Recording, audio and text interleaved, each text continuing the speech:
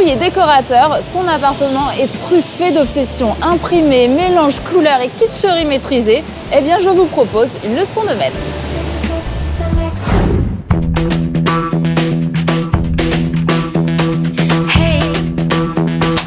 Bonjour, bienvenue chez moi, entrez.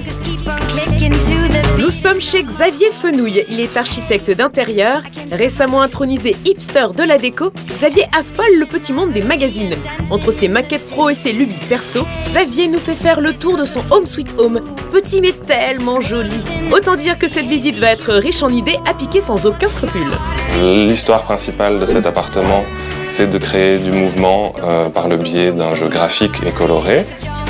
Outre cette bande rose propre à réveiller le plus tristounet des deux pièces cuisine, Xavier a eu la bonne idée de jouer avec des mélanges d'imprimés. Quand on veut mélanger des tissus comme ça avec des imprimés et des textures, il y a quelques règles à suivre.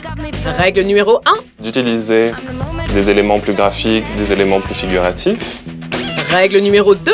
Mélanger des tailles de motifs plus petites avec des tailles de motifs plus grands. Règle numéro 3. Choisir des couleurs qui, a priori, ne vont pas forcément ensemble, mais d'arriver à créer du lien. Il ne s'agit pas de faire n'importe quoi, mais on peut quand même mélanger des choses qui, a priori, ne vont pas vraiment ensemble. Il y a une envie et un désir de flirter avec la limite. Xavier adore jouer avec les limites du bon et du mauvais goût. La preuve avec... Ces petites figurines que j'adore qui me viennent de ma grand-mère, qui sont des Pierrot années 20. Assez kitsch, je dois avouer, et c'est toujours ce flirt avec la limite.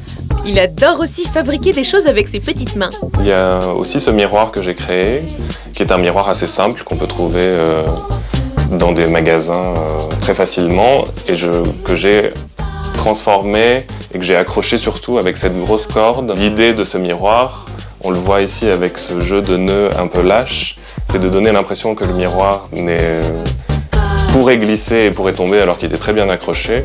Et c'est toujours cette idée de frôler les limites, de jouer avec une surprise.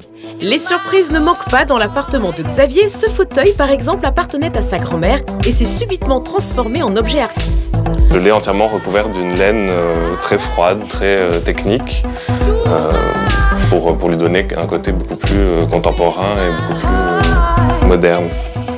Bref, Xavier Fenouil, son goût pour la récup, les mélanges d'imprimés et les graphismes forts sont tout à fait aptes à nous dresser un petit état des lieux des tendances. Tendance numéro 1, la fin du minimalisme. Ah oui, c'est radical, qu'entend-il par là? Un retour à des choses plus ornementées, plus personnelles, des choses plus vivantes. Le minimalisme a tendance à un peu aplatir et à uniformiser les choses. Ah, mais concrètement, ça veut dire quoi? Je pense que la fin du minimalisme, on l'aborde dans des domaines comme la mode, avec des formes et des volumes qui sont plus marqués, plus géométriques, plus exubérants. Tendance numéro 2, des choses douces, plus arrondies, plus souples, vraiment confortables. On a besoin de confort et de douceur. Est-ce à dire qu'on peut laisser arrondir ses propres courbes? Je pense qu'on pourrait même imaginer qu'on retourne à que les canons esthétiques évoluent aussi vers des formes de corps plus marquées, plus rondes. Bonne nouvelle, tendance numéro 3, selon lui, les choses foutues.